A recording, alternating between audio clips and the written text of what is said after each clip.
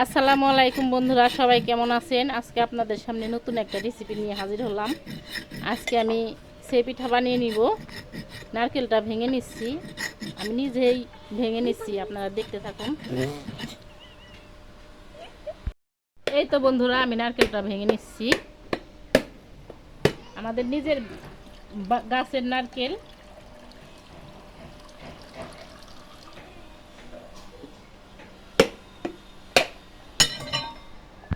কেমন সুন্দর লাগতেছে, খুবই সুন্দর লাগছে। এখন আমি নারকেল গুঁড়ো কুড়িয়ে নিব।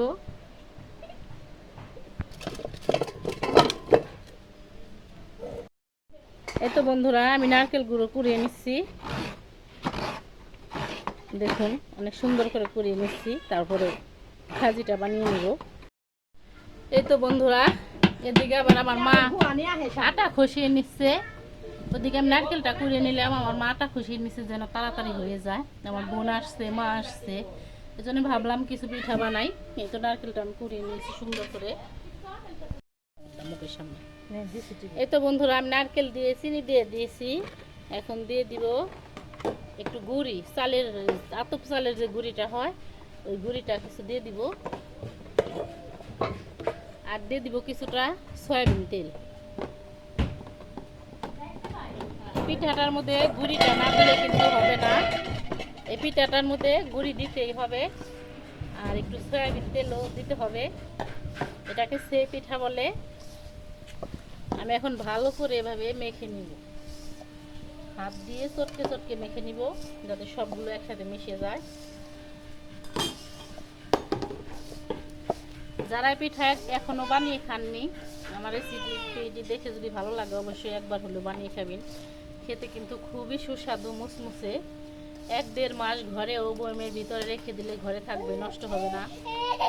আমার গুড়িটা আর কিছু লাগবে, এই জন্য আমি আর তো বন্ধুরা, আমি খাজিটা খসিয়ে নিয়েছি। তো দেখুন, অনেক সুন্দর হয়েছে। এদিকে আবার আমার মা আটাটা নামিয়ে নিয়েছে, আটাটা খসিয়ে নিবে, মেখে নিবে। বন্ধুরা, রুটিগুলো বানিয়ে নিচ্ছে, এখন পিঠাগুলো বানিয়ে নিব। এই তো পিঠাগুলো বানানো হচ্ছে, অনেক সুন্দর করে বানিয়ে নিচ্ছে ছোট্ট ছোট্ট করে।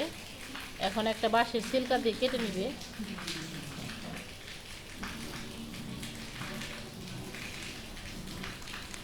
এই তো অনেক সুন্দর হয়েছে। সেই পিঠা ছোট্ট ছোট্ট করে বানাতে হয়, আর একেবারে মুসমুসে করে ভাজতে হবে। এরকম করে আমরা বানিয়ে নিব।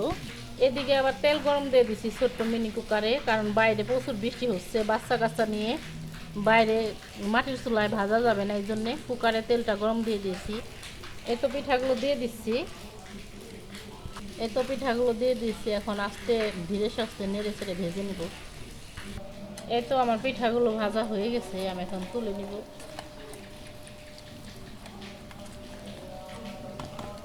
একেবারে মুচমুচে করে ভেজে নিয়েছি। এভাবে সবগুলো পিঠা ভেজে নিব। আমার ভিডিওটি যদি ভালো লাগে অবশ্যই পাশে থাকবেন।